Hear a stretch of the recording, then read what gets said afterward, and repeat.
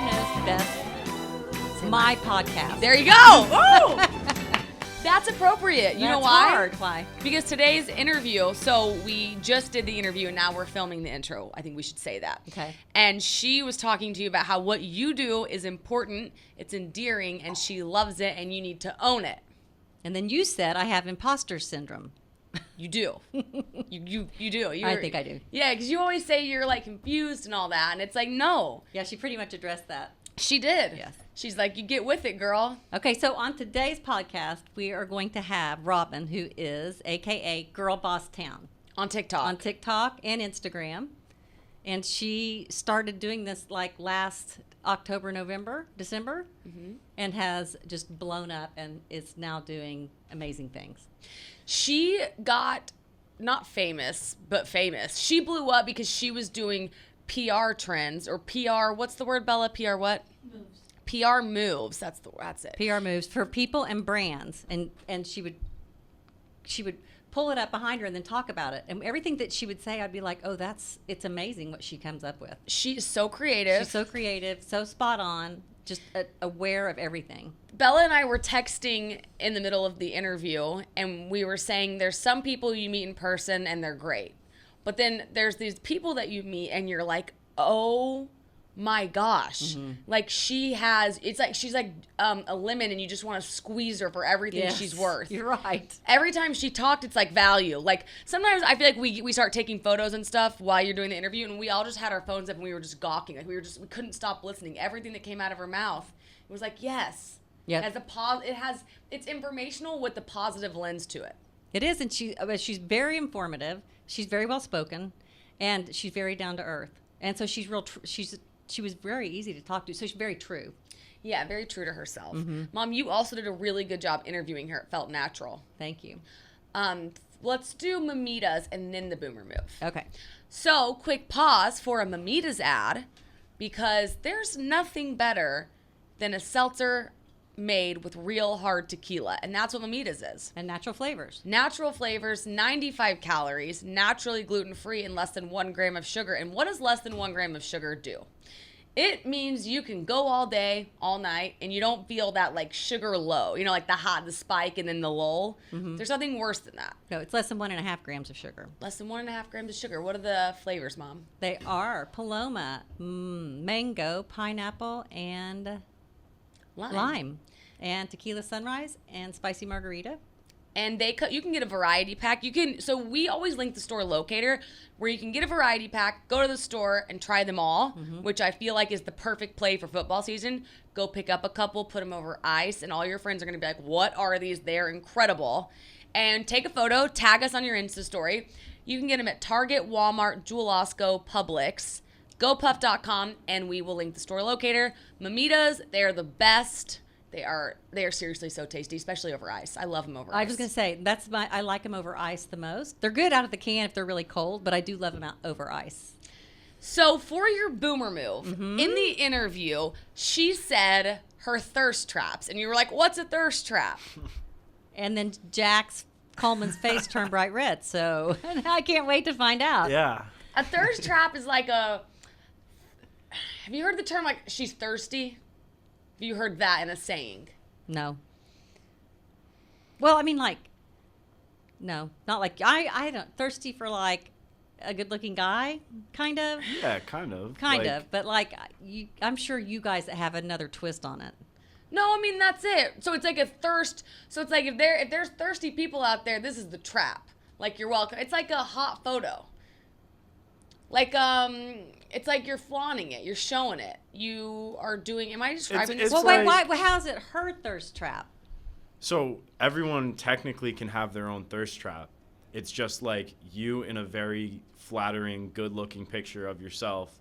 So she's being a thirst trap. Well, the post itself would be considered a thirst trap. So like a lot of girls, if they're doing like a bikini pic or something, like that's a thirst trap. I would say even like Dave does thirst traps on his Instagram. So it used guys can do it too. Okay, that's the best point. I was hoping Okay. you would say that. So it used to be people would be like, "Oh, she posted a thirst trap." Now it's like there is no larger compliment if somebody's like, "Did you see her thirst trap?" I'm like, "Mm-hmm, thank you very much. It was a hot photo." Okay. Yeah, so it's kind of like It just means you're confident, and you know you looked hot, and then you posted it for the world to see. So it's only a photo, or how you look in real life. No, I think it could be anything. Yeah, I mean, it could be a video. I think in general, though, it's like... I mean, could it be an article about you or something? No. Probably not. I'm just saying. It's like your own doing. Oh, Yes. okay. It's Yeah, your own exactly. If it doing. was like a thirst trap, I know a specific person is going to text me and that trap worked. Do you know what I'm saying? Ah. Yeah. Yeah, like put it you out are there. expecting direct messages after Okay. posting a thirst trap Okay. of people sliding in. You know what I sliding know in? what sliding There in you go. DMs are. I Sliding do. into the DM. There you're learning. So that is your boomer move for Yes. the day. Okay. Is you didn't know what a thirst trap was. No. It would be really funny though, like she said, for you to take a thirst trap. Oh God, it No, would be. she didn't. Did she say Yeah. She that? said we could take She some did. after this. Oh, how funny. Okay. She also, in the interview, gives you some PR moves, and perhaps most notably, talks about the passing of her mother and how it impacted her. And then the most notable part of that segment would be how to speak to other people that have lost a parent or somebody significant in their life. Yeah. Anybody. That was a massive takeaway for me. It was me too. It doesn't matter who you are. You know, sometimes they say, well, who's this interview for? This particular interview is for anybody I agree. that has a cell phone. Wouldn't you say? Yes. I think it's Or that it doesn't even have a cell phone, who has a daughter, a mother, just anybody that's watching a podcast. You know, why a cell phone? well, because if you have a cell phone, you're probably connected to some social media of some kind. Oh, okay. So I think all ages, all people. Yeah, but it's not necessarily social media because it's like just the ad world too. Yeah, if So you're it a can consumer. be. Yeah, if you're a anywhere. consumer, Yeah. you would get it. That's the phone, I guess, consuming. But even could Well, be some people magazines. consume just ads on TV. True. Yeah. True. Any consumer, anybody, any Yeah, human. That's what I was trying to say. Yeah, that's good. No, you're right. You're right. Okay. Welcome, Robyn, AKA GirlBossTown.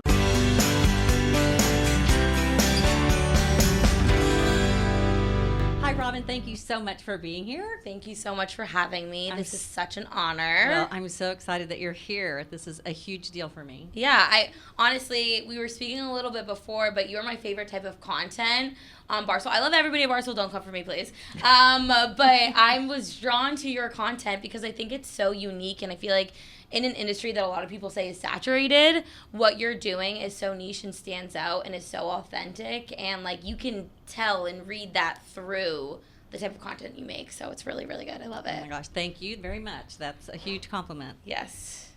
Okay, so for people who don't know about you and what you do, can you give us a little idea of how you got to where you are on TikTok Totally. and what So- you're doing? Yeah, of course. So basically, I worked in corporate marketing. I'm 28. I know I look like 22. Lucky but you. Yeah. But I worked in corporate marketing for a minute, but never had like a great position and never was in the creative space. Like I was doing like email marketing chain campaigns where it was just data. It was not what I thought being creative was going to be. And I kind of came into like a rut because I was applying to all these creative positions in Boston and I wasn't getting any of them. So I thought, you know what, if I have to work for the rest of my life, I want to do something I enjoy. So I was going to go to esthetician school in November. So I quit my corporate job last July, started bartending and waitressing, and was going to start school in November, esthetician school. And since I had nothing to do during the day, since I wasn't working a corporate job anymore, I started posting on TikTok, and it just kind of exploded. I would make pop culture content, but then when I started making content about marketing and branding and PR moves and what I think brands should implicate in their campaigns and or celebrities, it was a ripple effect, and those brands and celebrities actually started to see the videos and want to work with me. I ended up signing to an agency in November, and then in January I switched to full-time. And on the back end, I do a lot of social media consulting, creative directing, and working with celebrities and brands on the back end. And then forward-facing, I do a lot of pop culture stuff, hosting, and then traditional brand deals. No, I love to watch your TikToks and your Instagram. They're very funny, and then you. they're very informative. Like Yeah. I mean, the stuff that you come up with when you're looking at an ad, I'm just like, wow, I would have never gotten that. I mean, it's amazing. Thank you so much. So, did you go to school for this, for marketing and advertising, or? I always say yes because I did. I was a communications major. No Okay. hate to communication majors. I know sometimes they become the butt of all memes, but I say yes to that question, but I also went to the school of reality TV. I grew up with a single mom, and my older sisters were supposed to be babysitting me, but I let the TV be my babysitter. So I was watching like The Real World, MTV, Newlyweds when I was like 6, 7, 8 years old. And then I was just consuming so much TV, which is what parents don't want you to do, but it actually gave me a career because I feel like I learned a lot about marketing and advertising from just being a fan and being a consumer. And even at the age of 8, I would watch commercials, and some of them would stick with me and make me think. And now going into what I do now, I always try to think, instead of pushing a product with like an influencer just to get people to buy it, it's like, why are we pushing that product? Like, what is that product's story? Like, what is going to make people think when they buy that product? And I feel like we've kind of shifted away from that in today's industry. So I'm trying to bring that back, and what kind of made me fall in love with marketing and branding when I was younger watching TV, and bring that into like modern day media, which is consistently changing, which is kind of hard, but I'm up for the challenge. It is consistently changing, but Yeah. it has kind of gotten a little, like sometimes I'll hear a song and I'll go, I don't know what they were selling, but I can remember Exactly. the words to the song or whatever. 100%. That's Yeah. exactly what I'm saying. And I think music speaks so loudly when it comes to advertising. And a lot of the videos they make are like, here's how I creative direct a commercial for Sharpie. And the vision starts from a song that makes me feel something. Uh-huh. And that's kind of where it goes. So I agree with you 100%. Okay, that's a lot, but you have an eye for it because you are Yeah. very good at it. Thank you. Yes. So how does it feel being known for your creativity in this, Yeah. coming In from space. the space and learning how you did? I think it's the biggest honor. I feel like growing up as a millennial, and every single social media that started, whether it was like AIM, MySpace, Facebook, Instagram, I was consistently seeking validation for my looks. Mm-hmm. I think that's how our generation was raised. And that can be like a really bad cycle to get into. And I feel like everybody still struggles with that a little bit. But once I kind of let that go and just started showing like me for who I am and my creativity, and that was getting the praise, I think it's the ultimate compliment for somebody to be like, I love the way you think. Yeah. I love how you see the world. Like, I love your creativity. And like those compliments feed my soul so much more than like liking a thirst trap. I mean, still like my thirst traps, because that like helps. You're what? my thirst traps. I don't know what that Oh is. my gosh. Oh, no. We'll take some later. It's Okay. We'll figure it out. Jack just turned red. Well, Great, this is a great clip. there's a hint for you, Kim. Okay. Okay. Well, that's easy for you guys to do at your age, because think about my age with no makeup on and not doing anything. You guys all still look so pretty, and I'm like, that's so. I mean, I like to see on yours because you do all different. I Yeah. mean, sometimes you have no makeup on, sometimes you have makeup on. Yeah. And it is a big compliment when they're commenting on something other Yeah. than what you look like. Exactly. I actually feel like, for the most part, I don't wear makeup on social media, as I'm like in full glam right now. Like, yeah, like I never wear makeup. No, but I feel like when I'm not wearing makeup, and like, I mean, I'm not trying to be like a Hannah Montana here, but like I grew up in New Hampshire. Like, I love just like wearing no makeup, being in New Hampshire, being with my friends. I feel like that's like truly who I am. And when I'm in LA and New York and doing all these fun things, it's incredible. It's what I always dreamed of. But I feel like I'm truly myself when I'm at home, kind of just like chilling. And that's when a lot of my creativity is like at its best. Okay, but you live in Boston right I do now? live in Boston, Okay. yeah. And it's like, so it's like I'm one of those people that's like, oh, I grew up in Boston, but I grew up like 30 minutes outside in New Hampshire. Okay. I actually grew up in a town called Nashua, which is like the Nashua branch on the show The Office. Uh-huh. That's what I like tell people, because That's all you have to say. Yeah, exactly. I could have guessed that, because Yeah. I did ask. I said, where in New Hampshire? New Hampshire's small. It probably doesn't matter, but Yeah, that no, does matter. exactly. Yes. Okay. So, what would be your dream campaign if you could do anyone's advertising? What would be your dream campaign? Well, I have like a dream client and then a dream campaign. I think my ultimate goal, and something I'm actively working towards, is to executive produce and creative direct a Super Bowl commercial. I Oh my gosh. have some things coming up, so I hope that becomes true. So that would be like my dream.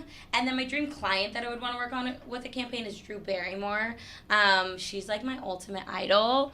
I think she is so brilliant at storytelling that those are the types of people that I want to work with, who are just like authentically themselves and just like their businesses and what they produce is all so authentic to who they are, and it all tells a story. So she would be my dream client. My dream campaign would be a Super Bowl ad. I grew up in New England, big football, sports family, so for sure a Super Bowl ad. Okay, so since January, this when all this started, Yeah. you've done a lot of things that have been huge for you. Yes. Like you did do something with the Patriots, I think. Yes. And then you got to do the red carpet for the Billboard Awards, and you got to work with E! News. Yes. And tell me some other things, because you had a whole list. I was watching your Yeah. video, and it's amazing. I mean, I think growing up, like when you're little and want to do communications, you say like, I want to work for E! News. Like everybody would be like, and they'd be like, yeah, sure. Like, Yeah. what do you actually want to do? Yeah. And so being able to do that was crazy. But so January started at E! News. February I went to the Super Bowl and worked with SoFi.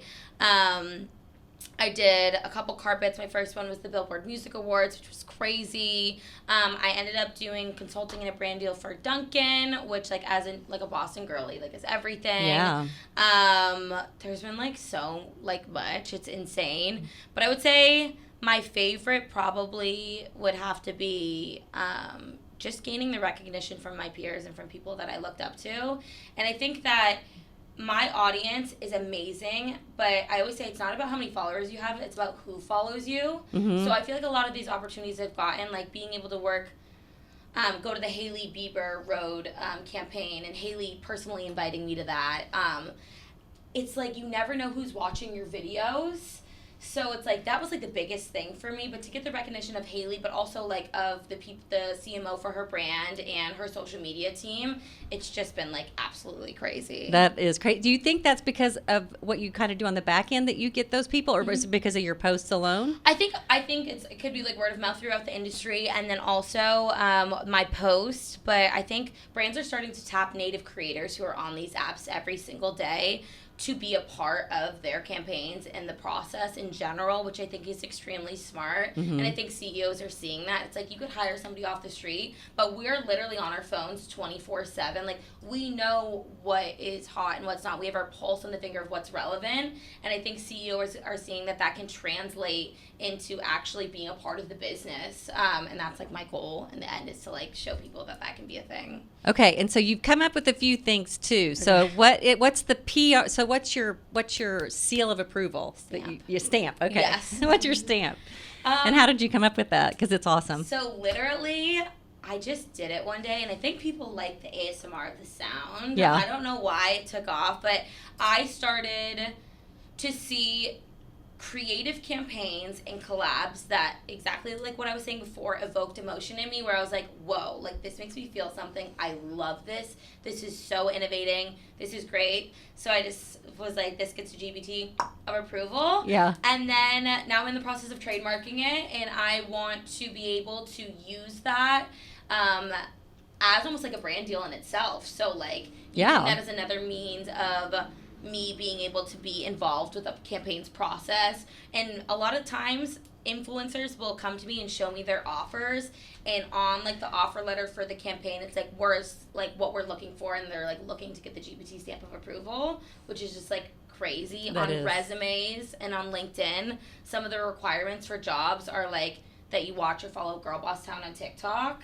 So when people think of me and my brand, I want them to, one, think of like that I'm an ideas person, and two, like when they're creating campaigns and putting these things out there, it's like, oh, I want GirlBossTown to see this and love it. So like, you know how there's like Forbes 30 under 30? It's like, Yeah. I want there to eventually be a list of like GBT's list of like what was great throughout the year, and kind of make that part of my brand as well. That would be awesome. Yes. But it's hard to make that sound. Not everyone can do it like No, you do. you know what? I mean, I can't do that. People come up to me on the street. Uh-huh. I'm not no Hailey Bieber, but people come up to me on the street and be like, "Can you make the sound?" I'm like, "Am I a dog?" Like, No. so I'm just like on the street, like I don't know, like. No, you try it. I can't even try it. Like, Yeah.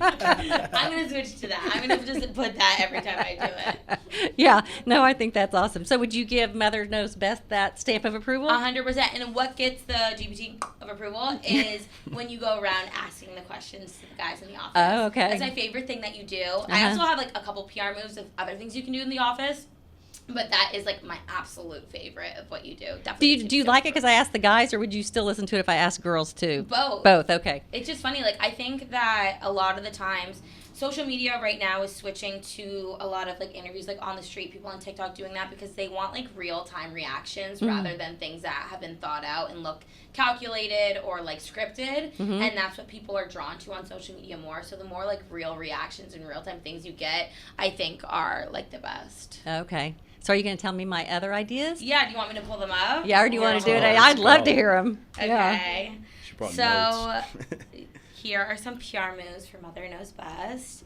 First and foremost, I think that you need to do, I know Barstool does like television shows with like the Survivor, like all of those like Barstool shows. I think there needs to be a Bachelorette like show with Barstool where 5 single Barstool employees go on first dates and you're in their ear like in a microphone like telling them what to say, because you always like show like in those interviews asking guys like what do you do on a first date, whatever, and then after the first date they come up and you interview the girl they went on the date with and see how it went, which I think would be really really cute. That would be really fun. And then I also think that you need to do a segment like with the interview around the office, or it could even be in a serious setting where it's like things I'm too scared to ask my mom, because there's a lot of times that people, young adults like us, there's things that like they'd be too scared to ask their parents about, whether it's like, hey, what is a 401k? I'm like 28 and I like still don't know, and like I'm afraid to ask, it's too late now, or just like dating questions and just things that people are kind of taboo to talk to their own mom about, and they could talk to you about that, which I think would be really cute.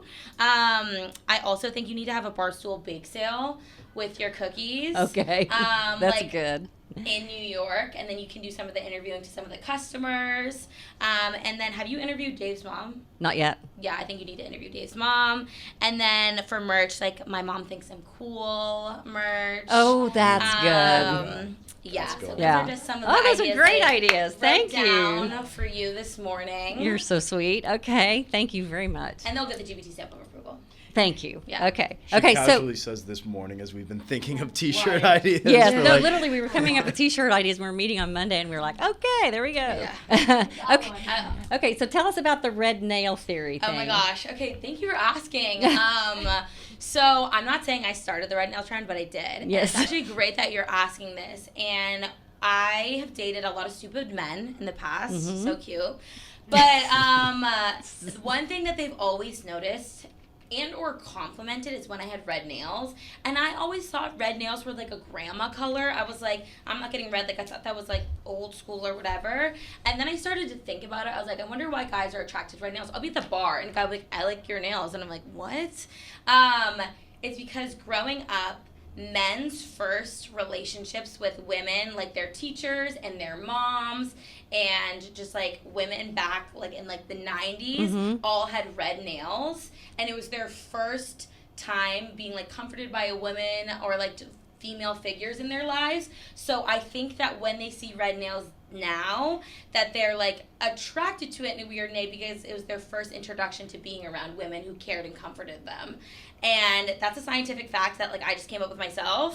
So don't like print that in any science books or anything like that, or at this classic book fair. But I'm not joking, it works. It really does. I am single, so the theory's still like getting tested out. Yeah. But if anybody sees this, hello. I think single. that's true. Like when I don't have anything on my nails because I'm rehabbing them, but I do. That's important. Yes, it is important. I do think even with my mom's age, like I only do red nails around the holidays, but I love it. It just has that real classic feel, and it makes you feel kind of safe for some reason. I don't know why. Yeah. But it's the red nail theory. And I will say though, from a marketing standpoint, people were like, "Oh, why hasn't Hailey Bieber come out with like a nail polish?" Because everybody was doing the Hailey Bieber nails before the red nail theory.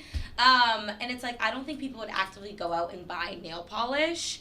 They would more so go and get their nails done with that. So it's hard because I've been trying to think of like how can I utilize the red nail theory. Well, you could do those stick-ons because that would be...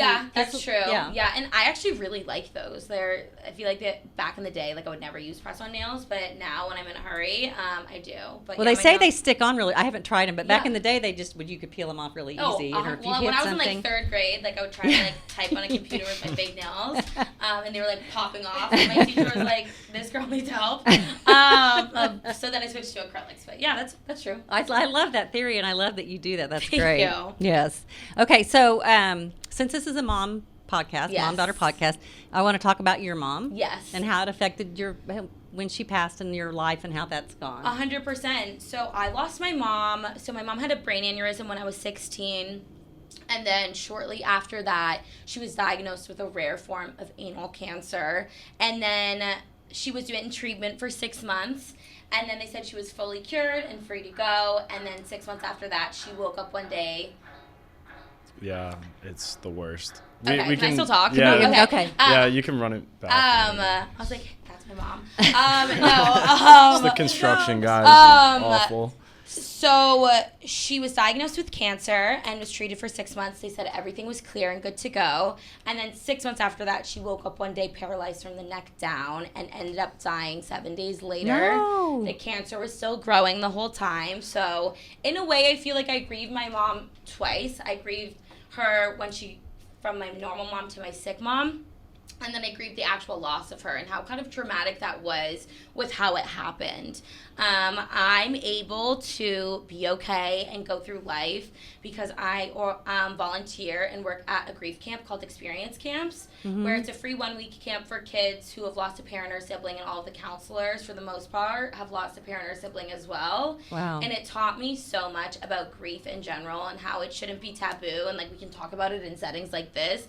And more importantly, that it gave me the perspective of what it's like to have really hard times and to push through. I don't want to sound like a TJ Maxx sign. Like, it's okay, it's going to be happy. But, like, I do think that the grief and the trauma that I went through in my past have given me the mindset to be like, I have nothing to lose.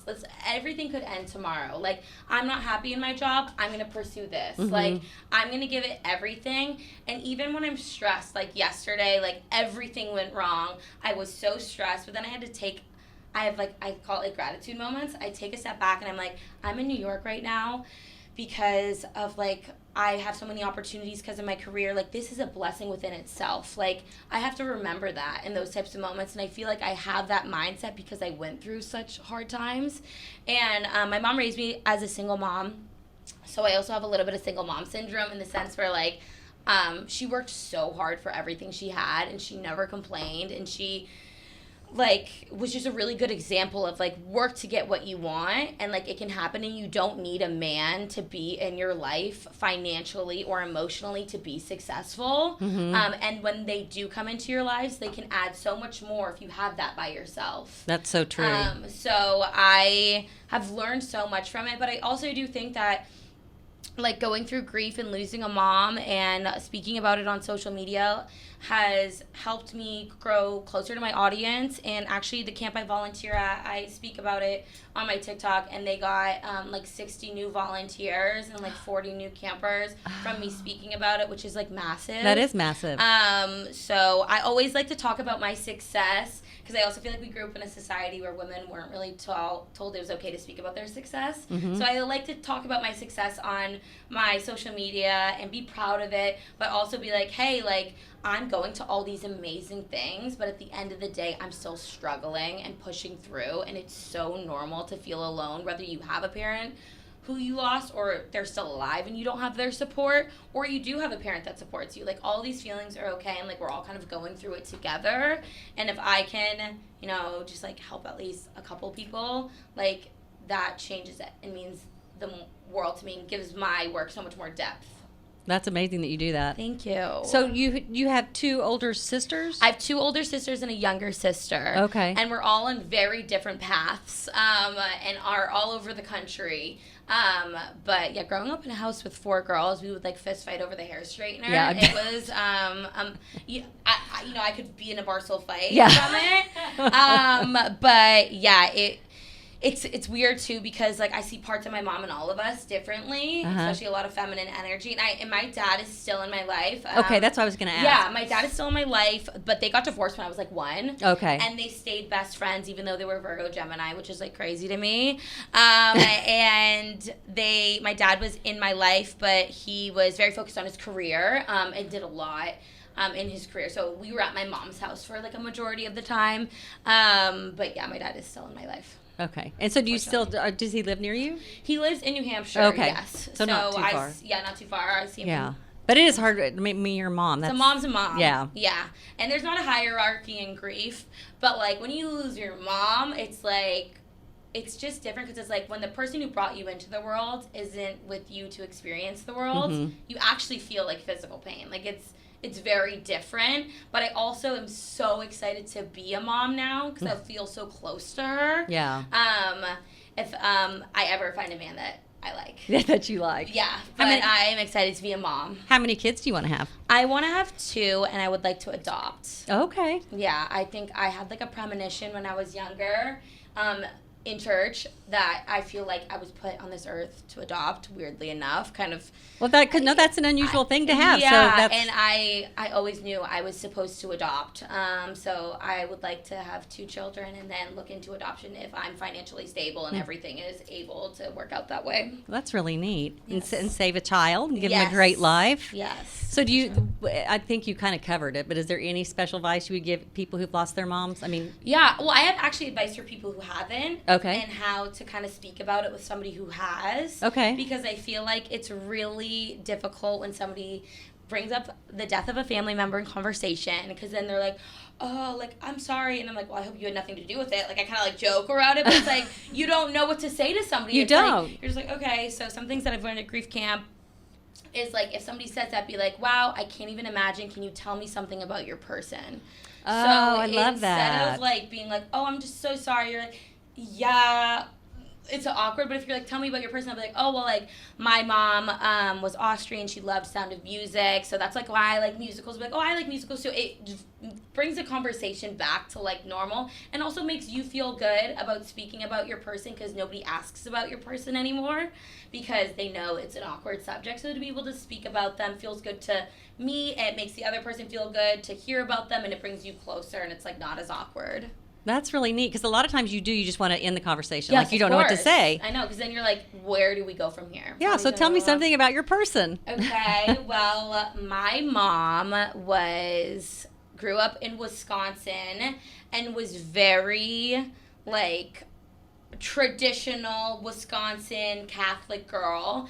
And then she ended up having 4 daughters who were really into all-star cheerleading, MySpace, MTV. And even though it was a lot for her and she wanted us to, like, be a certain way, she always accepted us for who we were and made my interests feel special, even though they were so completely different than her interests.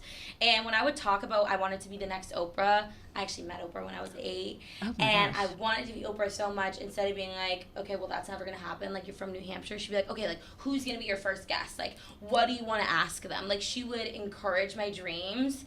And I feel like that's why I always knew, even a girl from New Hampshire, I'm like, I'm going to do something big. Like, I know it. Because the person who made me knows that.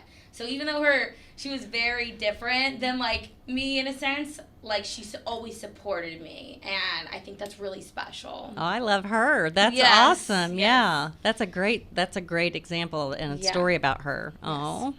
Okay, so you're in a couple of weeks, or no, next week you're going to be in because we're going to be there. We're going to do this next week. So I wanted to bring up the brand week thing, right? I would just say, like, so up next, you could be like, so what you have coming up next with GirlBossTown is you're going to be at Brand Week.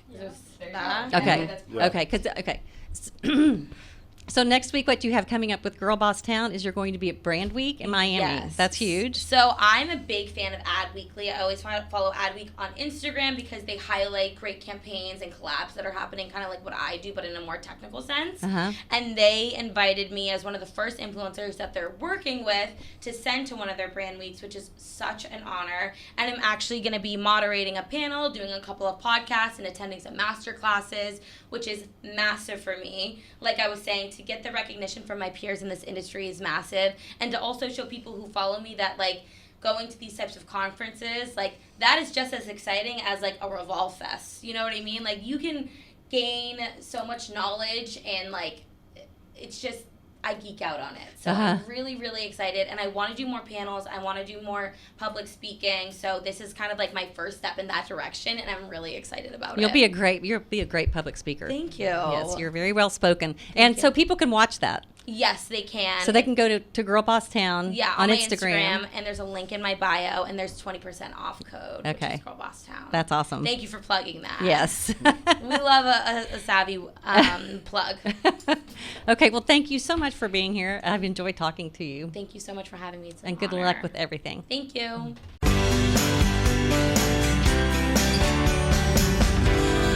Okay, now before the outro, Mom, a little word from our sponsor, BetterHelp. It can be tough to train your brain to stay in problem-solving mode when faced with a challenge in life.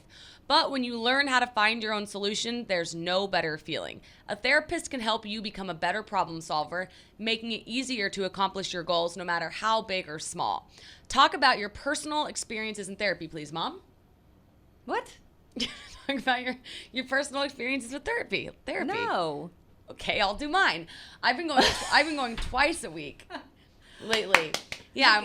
Or do you have any mother issues? Is that why you go? No, I've been going all for like my job and like. I'm kidding. When you have so much change in life, a therapist can be so helpful. No, it can't. And somebody DM'd me they were like, yeah, your daughter's in such a happy marriage. Why does she see a counselor? I'm like, what in the hell? That is such old thinking. I wanted to you need to take your phone and throw it in the trash because I don't know where you're from. Anyway, I think it's awesome that you do that. Thank you. And I think everyone should be able to go to a counselor. Of course they can. In BetterHelp, it's actually nice that you say that because if you're thinking about giving therapy a try, BetterHelp is a great option because it's convenient, accessible, affordable, and entirely online. You can get matched with a therapist after filling out a brief survey, and you can switch therapists anytime, which I think is crucial because finding the perfect fit is... Sometimes it takes 2 or 3 times, and that's okay. You just have to keep hanging in there. Yeah, it's worth it. Mm-hmm. It's worth it to find the perfect fit. So when you want to become a better problem solver, therapy can get you there. Visit BetterHelp.com/motherknowsbest today to get 10% off your first month. That's BetterHelp.com/motherknowsbest. And that's good because the point is, it's not just because you have some mental problem or because you had such a terrible upbringing. It could be because of the changes that you're going through in life. Well, also, life's never going to be perfect. No. So if you start therapy now, when you do have a rainy day, you're not playing catch up. You are mentally sound. That's good. I think it's good. Mom, wonderful interview. It was incredible. She was so easy to talk to. She has such a soothing voice, and everything that she said was just spot on. It was. Yeah. Yeah, I really enjoyed her. And I liked that I can't do it. Wait, what is it? No, it's a She does it on this corner. She goes, it's really loud. That's it. Do it again. I don't know how to do it. It's oddly satisfying to hear her do it. Yeah, it is. Yeah, I don't know. And this. Yeah, the thing. Yeah. Yeah, good job. That was good. I agree with the red nail theory, and I'm also going to get my nails painted red now because I can't stop thinking about it. I know. I do love to see a red nail. I do too. You never dislike a red. No, it's like so exciting to get to do it at Christmas for me because that's the only time I do it. Yeah. Or at 4th of July. Now you can do it now. You could do it in September. Yes. Thank you guys for listening. Thank you all for listening. Thank you for listening. Like, comment, and follow Mother Knows Best Pod on Twitter, Instagram, and TikTok. Subscribe to Chicks on YouTube. That's where it's at. And follow Kontent Kim with 2 Ks on all platforms. Thank you. We love you guys. We love you. See you next week.